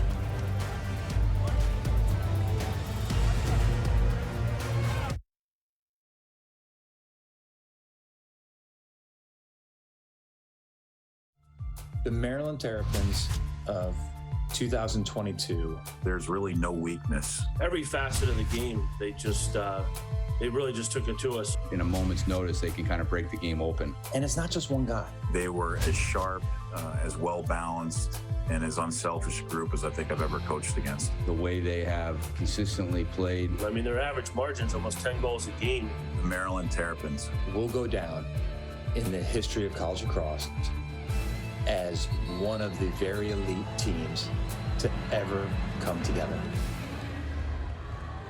9-3 as we head to the final stanza here in East Hartford. Chris Cotter, Paul Carcaterra on the field. So much talk about where this team stands in the overall pantheon of great teams. If they win today, they're 18-0. They're one quarter away. Where do they stand in your mind? For me, the 1990 Syracuse team's the best of all time. They had Gary and Paul Gate, the Canadian twins, stylistically changed the game forever. They inspired the Powell brothers, who inspired the Thompsons, and every boy and girl now that plays the game watches a different brand of lacrosse, right? Because of the Gates and because of players like Charlotte North. Stylistically, they're just different. That team had this. But Maryland, I think, is the hardest team to game plan for, because you can't just shut one player down. Although Logan Wisnauskas is their star statistically, and he might win the Tewaaraton Trophy, they can actually win without him, which is actually crazy to think about. They're the #1 team in the country for assisted goals. The ball moves like I've never seen it in almost 40 years of lacrosse. So game planning, if you stop the Gates, you had a chance. Good luck stopping them. But how do you stop this team? An HQ, one quarter away from making history, guys. Quint, you played against those Gate brother teams. We held them to 18, Anish. You held them. That was under their average, which right? was pretty good. Now, if you're holding a draft, let's pool this Maryland team with the 1990 Syracuse team. Let's put them in a bunch, and let's do a draft, Cart. Gary Gate, Paul Gate, Tom Marichek, and Pat McCabe would probably go 1 through 4. I would agree. And then you would trade picks back and forth. Michael Long says, hang on. Cornell's not going down without a fight. It's 9-4. That's what they needed. More of their attack, who combined for 15 points in Saturday's win against Rutgers. Today, the Terps vacuum sealed them. Michael Long is their quarterback, who operates from behind the cage. This time, he's not the facilitator. He's the closer. They're not going to raise the red flag. Front swing, catches Zapatello napping, and finally Cornell takes a shot from the middle of the field, from the paint, from the dirt area in front of the goal, where the goal is the full 6 feet by 6 feet. But Weirman wins the next faceoff. Then he lost it. This is a huge ground ball. And like that, Maryland zaps the Cornell momentum. Quint, your freshman year, 1987, you faced, as a freshman goalie, an undefeated Cornell team in the national championship. You guys won that game. Where did that game turn for Johns Hopkins in '87? Because you were telling me you guys were big underdogs. Cornell had just beaten the Gate brothers. It didn't turn until about 2 minutes to go in the game when Craig Bouvier scored the game-winning goal. I'll tell you one thing about that Cornell team, and any undefeated team in May, there's a certain confidence and a certain toughness. Like, you don't take down an undefeated team so late in the season without an incredible fight. Like, there's resolve there. This Maryland team, my question mark before the tournament was, like, they haven't been in a close game. Like, how you take them to deep waters, can they swim? Well, what's shown up in this tournament has been defense. the defense against Vermont, the defense against Virginia, the defense against Princeton. And Clark, those are 3 teams that are among the best offensively. Exactly, Anish. And when you think of this Maryland team offensively, it's the patterns, it's the movement with guys like Logan Wisnauskas. And to put a bow on things, Quint, with the Syracuse conversation, you would trade picks after the top 4, but players 10 through 20, I think, are going to be all Maryland. Well, Cornell says, don't count us out just yet. Big defensive stop. Down 5, 12 plus to go. Still plenty of time. They're going to have to win faceoffs, which has been a challenge all season, but Petrakis is playing better. We're also getting into the latter half of this game. Will fatigue be a factor? Remember, Maryland played in the late game on Saturday. A couple of their key guys banged up. Next goal mentality. Momentum can swing quickly. Hurst against Makar. Gets past Puglisi. Probing. Feeding inside. Nothing there. McNaney springs out of the cage. There's the Cornell ride. So effective against Rutgers. Nice job by McNaney. Unbelievable. Skirting away from 2 attackmen. And Makar jogs it across. We watched McNaney do that exact drill on Friday in practice against head coach John Tillman.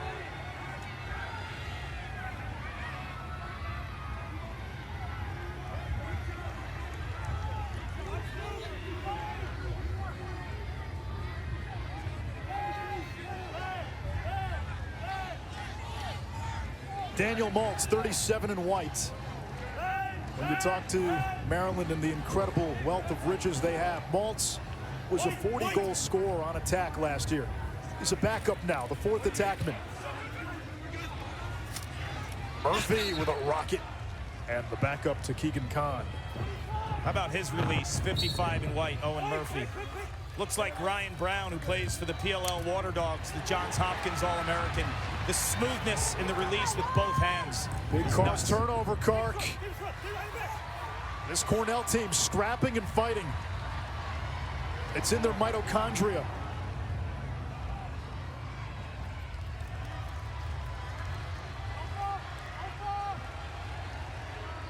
Nine caused turnovers now for Cornell.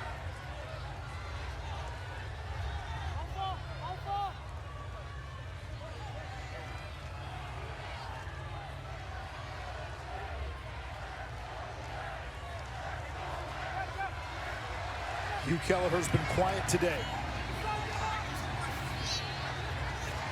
Licciardi, his shot knocked down. Rahill's got it. We are starting to see different offensive patterns, though, from Cornell.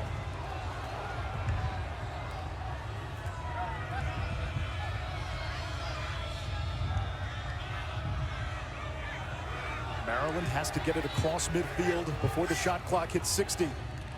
Errant pass. Wisnauskas, the ground ball. And Murphy retreats. Wisnauskas, his play between the lines has improved dramatically. Much more fit. And we walked by him Friday at practice. You could just see he's changed his body for the good. Went from 215 to 195. Hasn't had a sweet, he said, since Christmas. I said, since Christmas? He said, yes, with conviction. He doesn't say a lot. Like, you talk to the players, it's hard to get him to speak, but he has completely dedicated himself for this very moment. Another turnover. Here comes Adler. Accelerates into the box. Adler all the way. Fires! This is going to be big. It'll stay with Cornell. The hustle by Davis. And a timeout. John Tillman calls for time. 17 turnovers for the Terrapins. The door still ajar for an upset.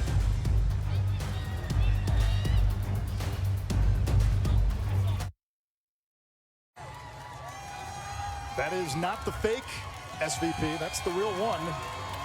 Big Maryland fan, big Maryland alum. He talks to the lacrosse team all the time. John Tillman said he would pop on with some Zooms from time to time. Cornell right now is hanging, Kark, and their defense is giving them a chance here. They're hanging in Maryland is fading. Luke Weirman was gassed, had a cold rag around his neck, massage gun working. Bubba Fairman right now, the same thing on the sideline. They're gassed. Can they hit the finish line?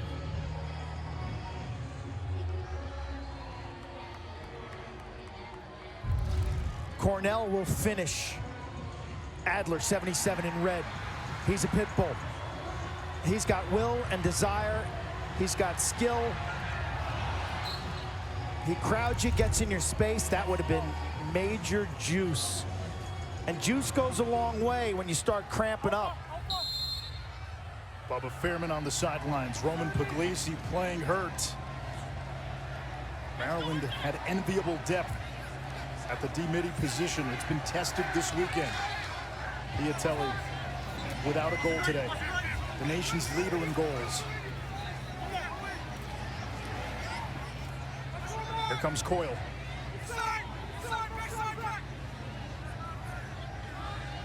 Now Piatelli from the wing against Makar.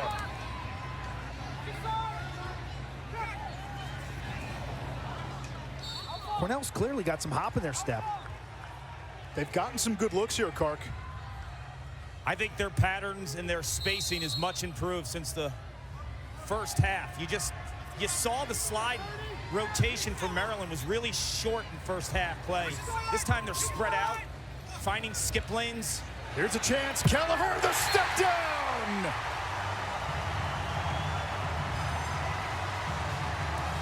There's the skip lane cue. That's a great call, Kark. It's exactly what happens. Wing dodge, double team by Maryland, and now Maryland tries to recover. The cut drags more white jerseys towards the ball. Kelleher's sitting on the far side of the field, waving his stick like, I'm here, and the big man shows some range. Grip it and rip it. And Weirman's at the dot. He's always found a way to win big draws. He's the nation's top face-off man. Can he close it out for Maryland? Moments ago, he was on the sideline. He had a cold, icy rag on him. The massage gun working for this moment to win the critical draws. Weirman, the first-team All-American, wins the big one. Over to Wisniewski, he dropped it. Oh, that was almost a surefire goal for Maryland. Adler had to go off the stick. Trying to tiptoe that end line. Adler off the ground.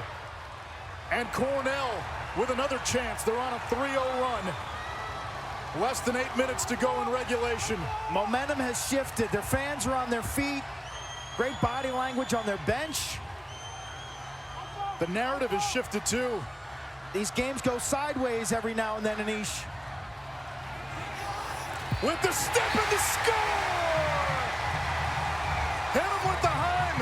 Spencer Wertheim has Cornell within 3.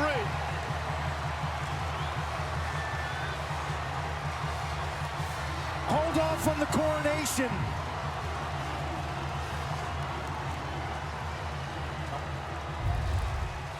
Maryland sloppy with the ball. A great ground ball by Doria. Adler makes the wrong turn, but the Terps can't scoop it. He gets a second chance. And he finds in his Erlen. veins, Q.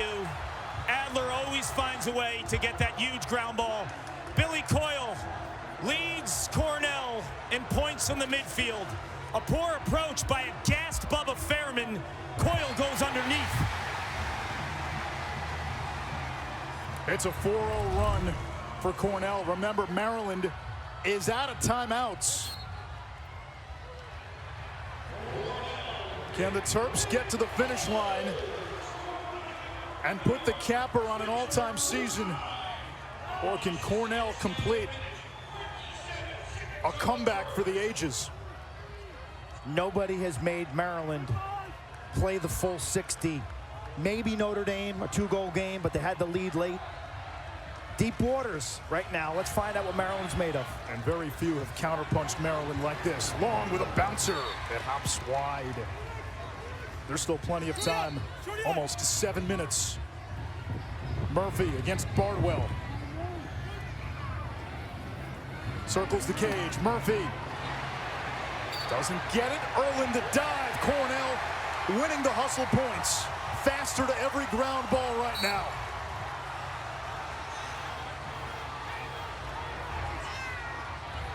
Four unanswered for Cornell. A second win here in the fourth quarter. They were down 9-3 when this quarter began. We look to be on the verge of a 15-minute coronation.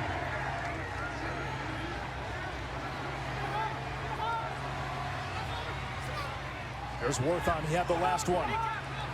Now Kelleher lowers that shoulder, stays with it.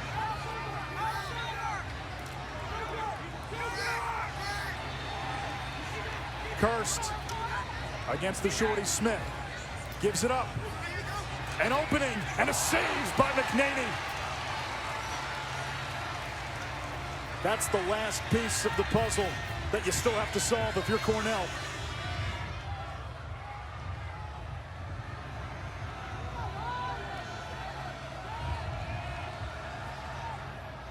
Dangerous pass, got to get it across. Failure to advance. Smith could not get it across before that shot clock hit 60. 19 turnovers for Maryland. Maryland looks like they're hitting the wall physically. No timeouts for Maryland. They're turning it over. They've missed the last 13 shots. Cornell scored 4 straight.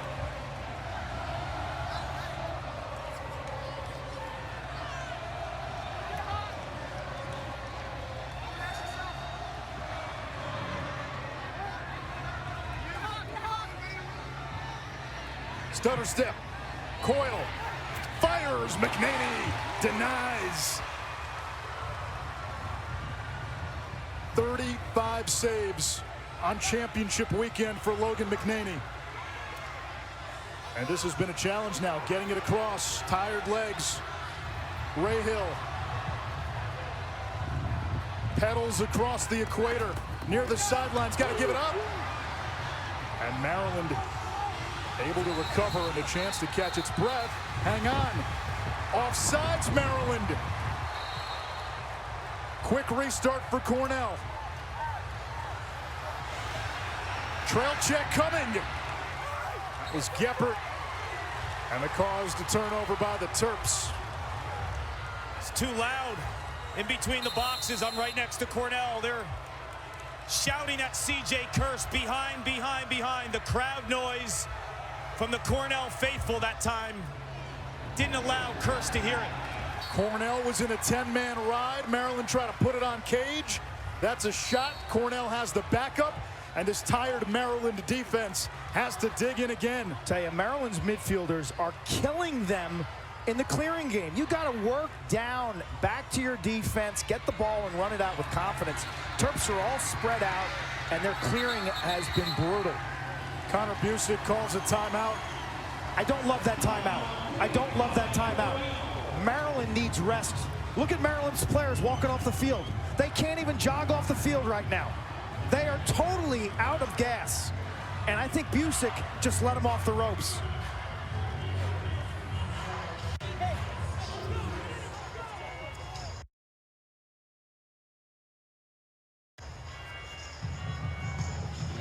It was 9-3 Maryland when this quarter began.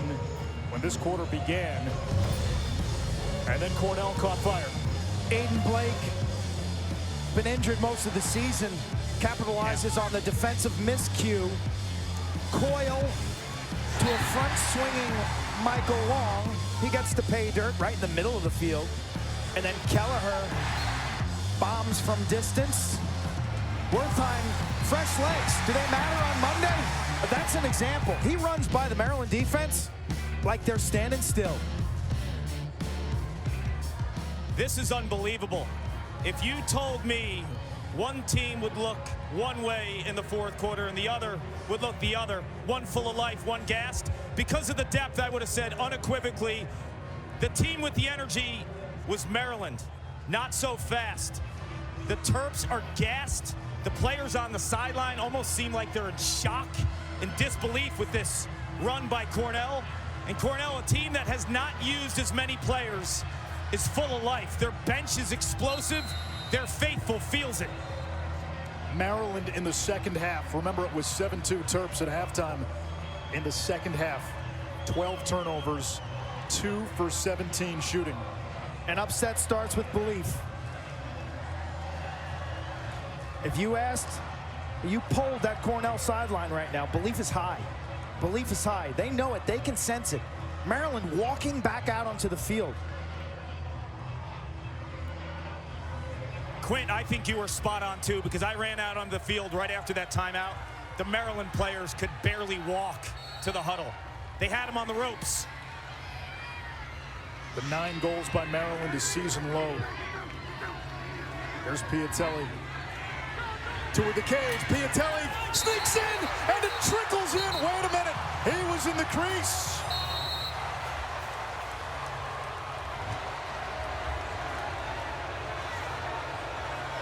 Cornell in a 10-man ride. The goalie's out of the cage. 3.5 to go. Again, Maryland has to get it across midfield, and they do before that shot clock hits 60. Long with a nice play. Pretzeling out of trouble. And more than anything right now, Clark, you get the sense Maryland just needs a long possession.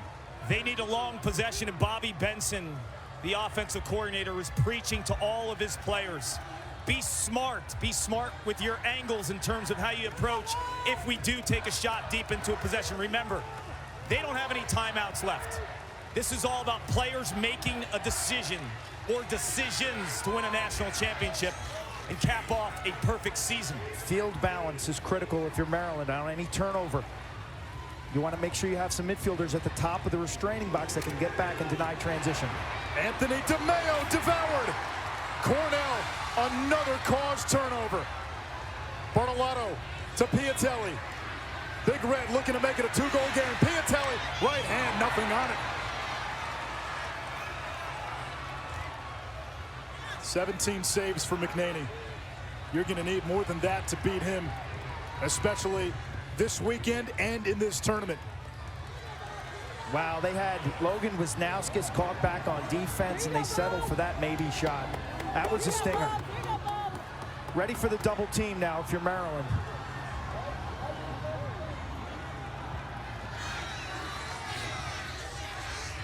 Ready for the double teaming for the Terps. Maintain field balance. Eyes up. Erlin looks like he's straying from the crease already. Goalie out of the cage. Cornell pressing out. 3-goal lead for the Terps. Plenty of time on the shot clock. Donville looking for help. It's not there. Plays it back to Long. Long's got 3 helpers today. On a bounce to Wisnauskas. It hits the ground. Brennan there to retrieve. Shot clock below 20. Doria chasing Brennan. Erlin now retreats into the cage. Shot clock down to 10. Bounce shot over the cage. Shot clock at 7. And if you're Maryland now, you can set up your defense. Probably take the shot clock violation, dump it into the corner. And that's what Kahn will do. Less than a minute to go.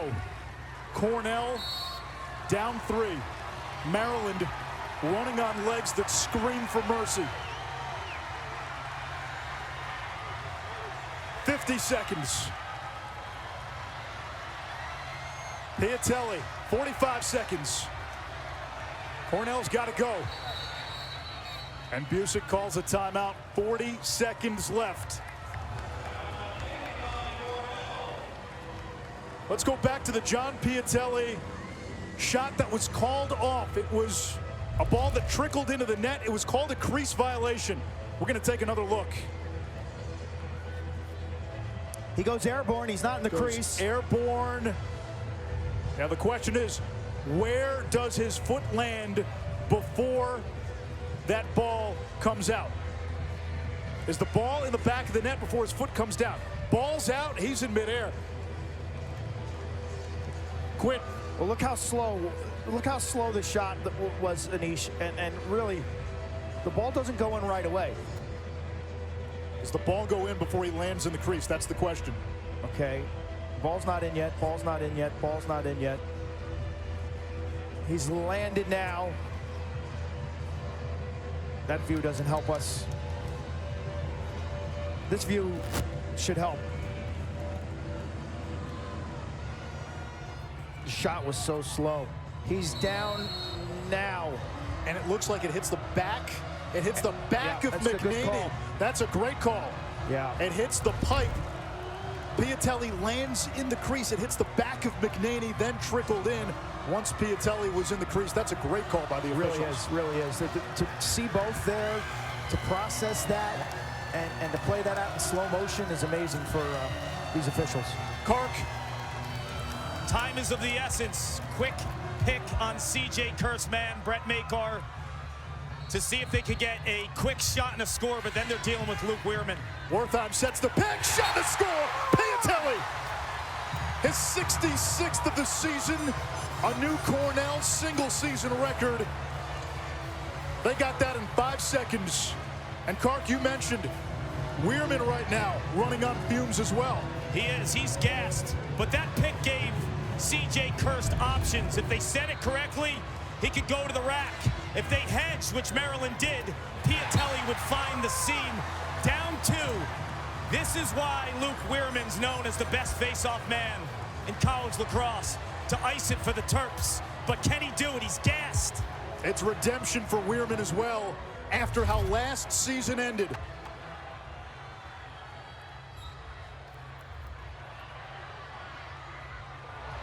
Weirman wins it to himself. Maryland again out of timeouts. They'll try to play keep away. 25 seconds. Wisnauskas, the Tewaaraton favorite. Maryland's all-time points leader. The Terps can taste it.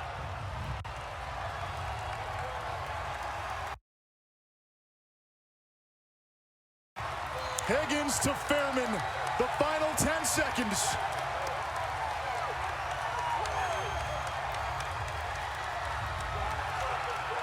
A season for the ages and a team for all time.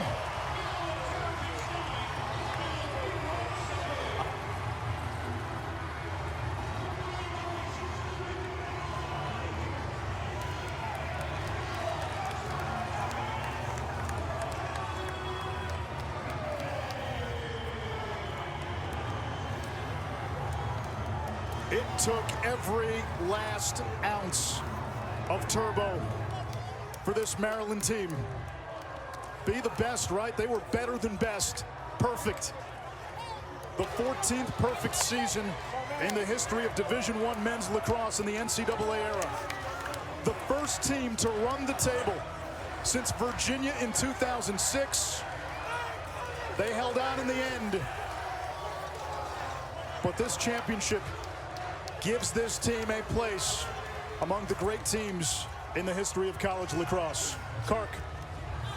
Coach, what was it like coaching that fourth quarter with no timeouts? Well, you know, obviously I'd like to have one back, but felt like we got caught one where Anthony was going to get doubled, and we just didn't have a lot of possession, so I burned the one for the other third, and then the other one, we had 2 attackmen caught on, so, you know, would love to have had it, but honestly, we failed to clear so many times, we never really got a lot of chances to call it. Last year, you were so close with this team. Logan McNaney, your goalie, he came back on this same stage to have 36 saves in championship weekend. How would you describe his position for your team? He was great. I mean, this year we got such good play from Luke and obviously Logan. So now you got a great specialty situation right there that helps you get extra possessions. We needed them today. We were not great offensively. We grounded out. I thought our kids played hard. We just weren't sharp, but give Cornell a lot of credit. You got to give Connor and his staff and those kids, they played so hard. As an alum, I'm so proud of them. I think Cornell, all the alums, all the fans, all the students, so much to be proud of. You know, and I tip my hat to them. You just mentioned you're an alum. You played at Cornell. You have Richie Moran's initials on your hat. How does he live in you today as a coach? I try to think of all the great things that he did, and they're endless. And I try to live with his spirit, do the selfless things he did, impact people positively, show them I care about them, be tough on them, hold them accountable, but when they need you, you're there for them. Never let you settle. What's it been like chasing perfection? The last college lacrosse team to be undefeated was 2006 Virginia. Now you rank with them. You know, it's not something we really talk about or think about a lot. All I wanted to do was see these kids not crying this year. Last year to see the tears, you know, I feel so bad for guys like Nick Grill and Jared Bernhardt and all the seniors last year that didn't get this chance, but our guys were focused all year long, and I give them a lot of credit. The leadership, we had so many selfless guys. Sure, some talent, but the selflessness of this group, great role models for young people. Congratulations, Coach. Thank you. John Tillman's second national championship as Maryland's head coach. Our Capital One player of the game is Logan McNaney. We gave him that honor on Saturday after the Princeton win. Quint, 36 saves on championship weekend. He was sublime this weekend and through this entire NCAA tournament. And as that fourth quarter was falling apart, all the dreams, all the hopes, all the expectations, it was the lefty. He got very little support in the second half from his offense. Maryland was held scoreless for the last 26 minutes of this game. But McNaney wouldn't flinch. Focused, sharp, quick, showed no panic. I loved his clearing, evading this Cornell ride. And he was their MVP both on Saturday night and today. He had to be the roadblock for the Cornell comeback. Maryland did not score over the last 27 minutes. McNaney stood tall. The Terrapins go undefeated, and they have their title, holding off Cornell 9-7. Stay with us. Plenty more reaction from East Hartford.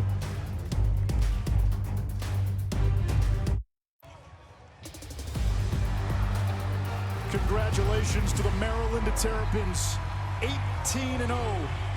They tie the record for most wins in a season set by Loyola in 2012.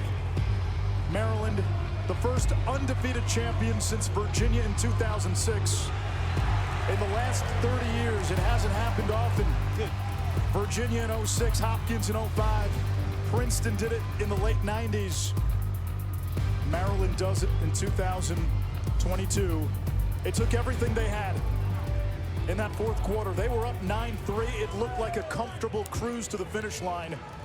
And they were tired, they were gassed, and they had to withstand a furious Cornell comeback. This is a team known for their offensive prowess during the regular season with incredible passing, shooting, and team offense. In the tournament, I think what stands out are the 4 defensive performances. And this weekend, Logan McNaney standing tall in the face of fire in this game when Maryland began to cramp up. They lost their energy. Playing 2 games in 3 days is arduous. It's different. It's taxing. Maryland knows that, and they gutted it out behind their lefty goalie. And you think about how that short rest played out for Maryland. Saturday, we had a lightning delay, a weather delay in the middle of the Cornell-Rutgers semifinal. That was the first game. It was about 3.5 hours. The Maryland start time for their game was pushed back 4 hours. What time did we leave the stadium on Saturday? 9:30, 10 o'clock at night. Maryland got out of here about the same time. And both teams were at our hotel, and the vibe we got yesterday, Cornell looked more vibrant. Cornell certainly looked more fresh. That didn't manifest itself until about the last 15 minutes of this ball game, because this game went sideways. And give Maryland a lot of credit, the mental toughness they showed to grit this thing out when this game started getting wonky. Down to Kark. Logan, national championship MVP, but it actually started a year ago on this same field. How did last year's title game fuel this year for you? Yeah, coming in Friday, we had our first practice of the weekend, and I can speak for a lot of the guys on the team. We walked down this field with some emotion, and we realized that we had to really work our butts off to get to this position and win today. Being perfect is a really, really hard thing to do. Describe the pressure of being perfect. You know, I don't think we had that. I mean, you would think we'd have a lot of pressure from the outside, you know, all that stuff from the social media and all that, but our leaders and coaches do such a great job of keeping our minds on the main thing. And very proud of those guys today. And, you know, we just stuck our mind on what we have here. Coach Tillman found a goalie from his same hometown, and he delivered a national championship and an MVP performance. Congratulations, Logan. Thank you so much. Logan McNaney put together a sensational championship weekend performance. You go back, you think of the great goalie performances. Tillman Johnson in 2003 for Virginia. McNaney was unbelievable. And the one thing about all the numbers that he has in his career that stands out, Quint, the kid's a winner. He's 35-1 as Maryland's starting netminder. And at the end of the day, this team of Terps, they were the best. They say be the best. They did it from start to finish, and they've etched their place in history. They were perfect. 18-0. They had the best player in the country in Logan Wisnauskas. They had a great defense. They had no weakness, but they were tested on Championship Monday, and they passed that test. They win a title.